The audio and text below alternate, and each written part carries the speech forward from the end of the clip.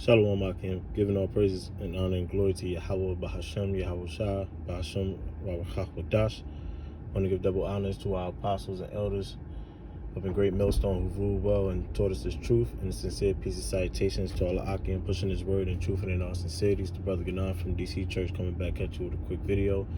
And Lord's will is going to be quick. I'm going to go. I'm about to record this video. As you can see right here on my other phone, I'm going to put it up raw as I always do, and then I'm just going to spirit through the spirit. But, listen to this video real quick, Aggie. So you giving her? Make sure she's Don't in take shape. off the top Let or me, the bottom. No, make sure she's in shape. Your daughter just graduated high school. She want to be a stripper. What advice are you giving her? Make sure she's Don't in take shape. off the top or the bottom. No, make sure she's in shape and looks good. Because if she looks Don't take good, your top off. she's gonna do it. She's gonna do it, right? I don't want her to, but if she's gonna do it, she better look good. Because you never know who's gonna be watching. Right? She could be the next Anna Nicole. Your daughter just graduated high school. She wants to be a stripper. What advice are you giving her? Go for it. Yeah. So you're gonna help her fill out applications? Of course. If she wants to be like mom, so what? Oh, you're a stripper? I am. Okay, so are you gonna teach her how to twerk? No, I will not do that here. Why? You're not gonna help her with no dance moves? No, probably, yeah. Okay. What type of dance moves will you teach her? Mostly pole work. Your daughter just graduated high school. She want to be a stripper. What advice are you giving her?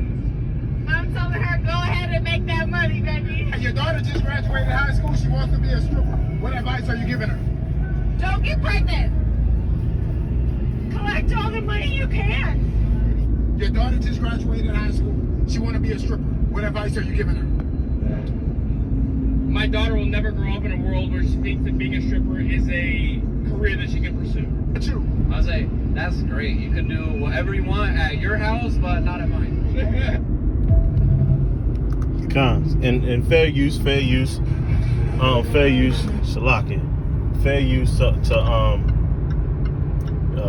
that's not, I don't own any rights to that video or anything like that. This is just for educational purposes and purposes where, the spirit been kind of hot, particularly on the end of, but just women in general, the Western women in general. And, the mindset and the behavior of these women. And the spirit had it where, a few of us brothers in DC, we start going back into the Black Holocaust, that documentary that was put out years ago about the Eugenics Society and Margaret Sanger and the objective behind their goals that they wanted to accomplish amongst humanity. And this is one of it. And this shows that there are billions and billions of dollars that they put into the population control and turning things upside down and turning the people homosexual, which would cause pride, which would cause and 144 right there, which would cause a lot of things that's going to tear the natural functions of human beings apart. And we're looking at it. When you see this video, Titus, the second chapter, I believe, where it's talking about the aged woman is supposed to teach the young woman. The question itself in particular was, when your daughter graduates high school and she want to become a stripper, what would be your advice? And literally every woman was for it. She was for her daughter whoring her body off. She was for it. And that's why the scriptures say, through her we all died, man. And women don't understand the dangers it become with that type of lifestyle, man. And you will see these women when these men are dying. You will see them on social media saying, rest in peace, or I can't believe this, that, and the third. And they don't understand that their actions are the root cause of a lot of deaths, which is according to the devil's plan, because he want to control the population. But ultimately, if you actually take it deeper, and which us brothers understand, which is a blessing that we have this knowledge, is ultimately what the Lord is allowing. Yahweh Hashem Shah. Because when you read in Job where Satan was basically getting permission to try Job, he was getting permission from the Heavenly Father to try Job. the Most High specifically said, but you can't take his life. He ordered Satan, no, you can't take his life. You know? In 1 Samuel 2:6, it says, the Lord killeth and maketh alive. You know, the Lord do all these things. You know, ultimately, the Lord is allowing for this behavior of the women to happen. This is prophecy. You know, Isaiah prophesied about it in the 3rd chapter, where it says, women shall rule over us. You know? So it's the Lord's prophecy coming to pass, and he's allowing Satan to have his way, because ultimately the Lord is allowing you jakes to die off the back of these women, man. And all the way back, way before we even woke up to the truth, the elders and apostles of Great Millstone been warning us about this one, the woman, man. In particular the Enda, who basically spearheaded this movement with the Eugenics Society to depopulate our nation. You know, they were the ones, and they're still the ones. You know, they're graduating. They're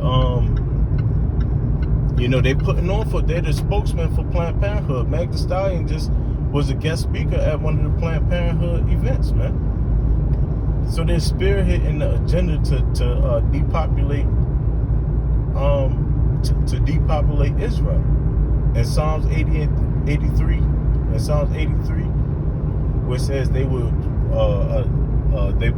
make the name of Israel be no more in remembrance. Roughly paraphrasing, Salakia for butchering it.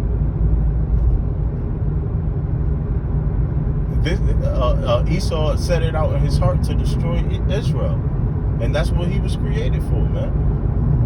You know.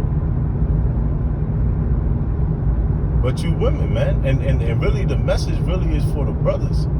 You know, the men that's in the know when it comes to pursuing them women. You know, and knowing how to keep that those walls up, because you know, I'll be alive if I say I'm not trying to deal with them to a certain degree. You know, I'm not one that's trying to go without them, to be all the way real. But at the same time, you always got to have those walls up with any of them, because there's an infection going on. If there's an airborne virus, you're gonna wear yourself a mask, you're gonna wear yourself protective gear. There's a virus that's going out in the ideology of the people that's around us. So you gotta have your protection gear on when you're dealing with these women. Your mind have to be trained and prepared to lose her at any moment. You know what I'm saying?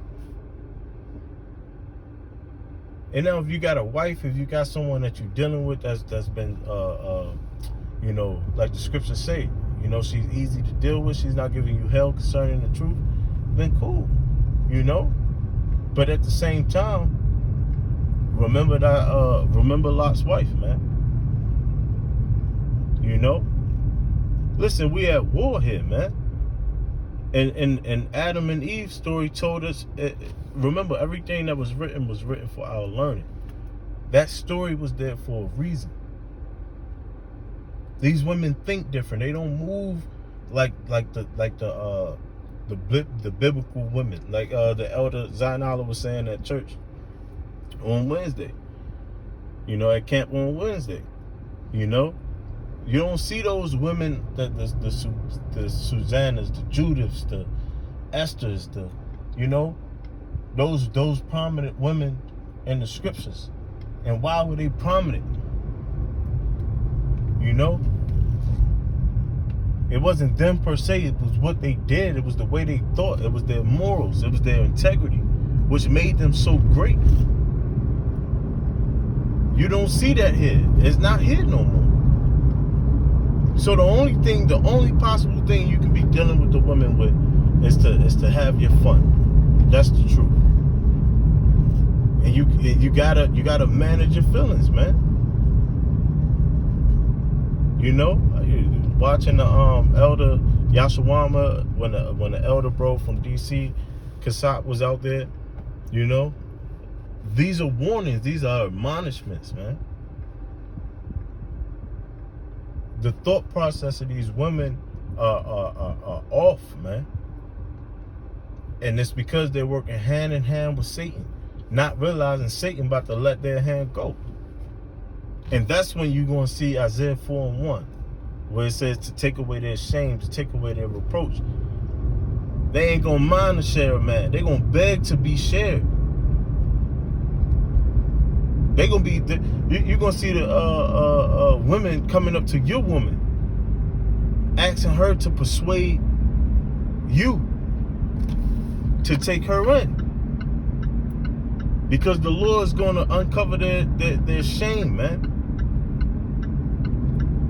He going to take all the weave off. He going to take all the eyelashes off. He going to take, you know, their butt's going to spoil you from those BBLs. They're going to be in pain. They're going to be in hunger. The worst days is coming for these people. And then they're going to try to get their mind right. But the Lord is only going to allow you to have mercy on whom he wants you to have mercy on. But that's it, man. You know, I just wanted to, you know, get my rant off after I seen that. But with that, I want to give all praises, honor, and glory to Yahweh, Bahashem, Yahweh Shai, Bahashem, Bahadash. Double honors to our apostles and elders of the great millstone who bound taught us his truth. Shalom to the whole full letter.